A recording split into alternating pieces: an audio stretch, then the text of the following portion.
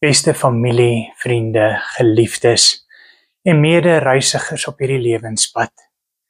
Ek dink baie spesiaal in elke een van julle in hierdie Kersfeestyd, waar verlies op verlies dalk hierdie jaar mense getref het. Daar's soveel geliefdes wat weggeval het, soveel mense wat hulle inkomste verloor het, ook hulle wat se liggame hulle in die steek gelaat het. En dalk sit hulle met seer en pyn ook in hierdie tyd. En skielik is die toekoms nie meer so seker soos dit was nie. Maar ek wil vir julle vandag kom sê, hierdie Kersboodskapie wat ek vandag wil bring, is juis vir jou bedoel. Dit is nie net vir die wat wil dans en sing nie. Dit is vir die wat sukkel om deur te kom.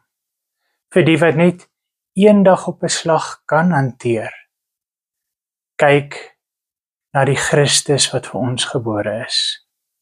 Ons Vader het sy seun nie in 'n paleis gestuur nie, maar in 'n stal, 'n koue, donker stal, in die midde van ongemak, van armoede. Daar het hy gekies om vir ons sy seun te stuur na hierdie gebroke wêreld toe. En dit sê vir my, God kom na ons toe in ons tye van pyn. Hy is nie bang vir ons trane nie. Hy ontmoet ons presies waar ons is.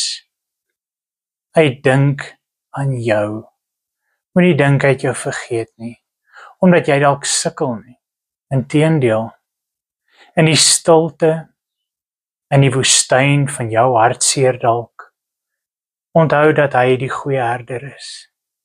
Hy is die een wat sy skape kom opsoek as hulle wegraak, en wanneer hulle swaar het, is hy die een wat hulle optel en dra. Wanneer hulle siek is hy die een wat die salf aansmeer. Wanneer jy voel jy kan nie verder nie, is hy daar vir jou. Die woorde Immanuel beteken tog God met ons, nie net in die goeie tye nie. Met ons, met jou, in jou moeilike tye, in die seerplekke van die lewe. Hy is teenwoordig. Moenie jou hoop prys gee nie. Die lig van die wêreld het in die allerdiepste nag deurgebreek. En hierdie lig, die lig van hoop, van liefde, van genade, kan nie deur donkerte uitgeblus word nie. Dit brand sag, maar vas en seker. Hou vas daaraan. Julle is nie een alleen nie, nie een van ons is nie. Nie vir 'n oomblik van hierdie moeilike reis nie. Mag hierdie Kersfees te midde van alles wat aangaan vir julle steeds die waarborg en stille versekering bring dat julle geliefd is, dat julle gedra word en dat die nuwe dag, hoe swaar dit ook al mag lyk, op hierdie oomblik wel vir elke een van ons sal aanbreek.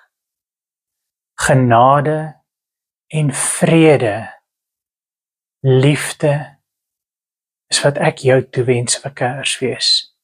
Mag die lig van Kersfees, mag Christus self oor jou skyn, met jou wees en jou verseker, jy is nie alleen nie.